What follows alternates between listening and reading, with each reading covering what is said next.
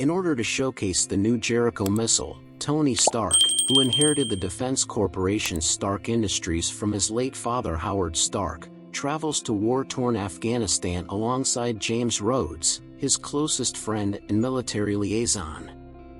Following the demonstration, a terrorist organization known as the Ten Rings ambushes his convoy, and one of the assailants' missiles, one belonging to his company, severely wounds Stark. The Ten Rings seize him and confine him in a cave. A fellow prisoner and physician named Ensign places an electromagnet in Stark's chest to prevent the shrapnel fragments that injured him from getting to his heart and killing him. Raza, the commander of the Ten Rings, promises Stark freedom in return for the group's construction of a Jericho missile, but he and Ensign suspect Raza will back out. In order to fuel Stark's electromagnet and manufacture a prototype armored suit to help them escape, Stark and Ensign covertly build a tiny, potent electric generator known as an arc reactor.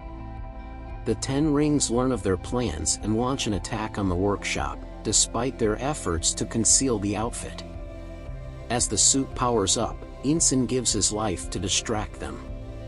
After fighting his way out of the cave to locate the dying Ensign, the armored Stark destroys the suit by burning the weapons of the Ten Rings and taking off, crashing in the desert. After Rhodes saves him, Stark goes back home and declares that his business will stop producing weapons. The manager of the business and his father's former partner, Obadiah Stane, tells Stark that this will destroy his father's legacy and bankrupt Stark Industries.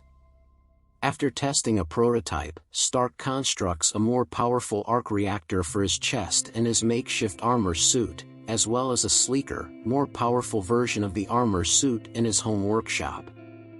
Pepper Potts, his personal assistant, puts the original reactor in a tiny glass exhibit. A suspicious Stark chooses to keep his work to himself even if Stane asks for details.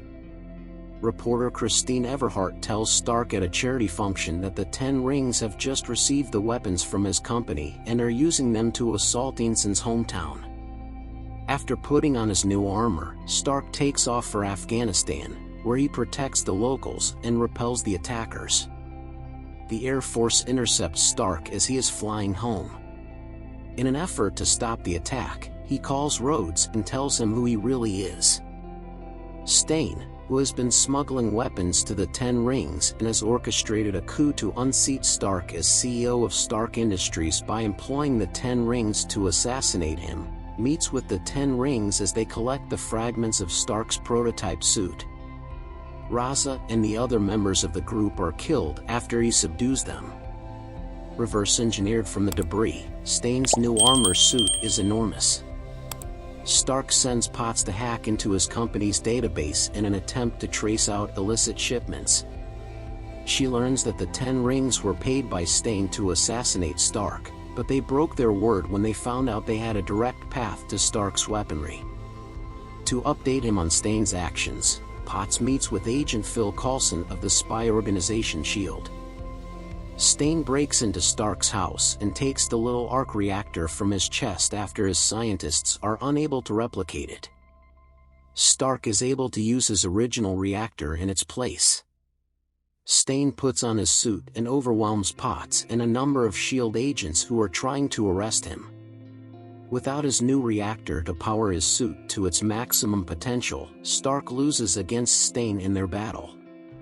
After the battle, Stark and Stane reach the summit of the Stark Industries structure, where Stark gives Potts the order to overload the massive arc reactor that supplies the building's electricity. Stane is killed in the explosion when he falls inside the reactor as a result of the enormous electrical surge that is released. Stark publicly acknowledges being the superhero the media has labeled Iron Man during a press conference the next day. S.H.I.E.L.D. director Nick Fury pays Stark a visit at his house in a post-credits sequence, telling him that he has joined a bigger universe and that he would like to talk about the Avenger Initiative.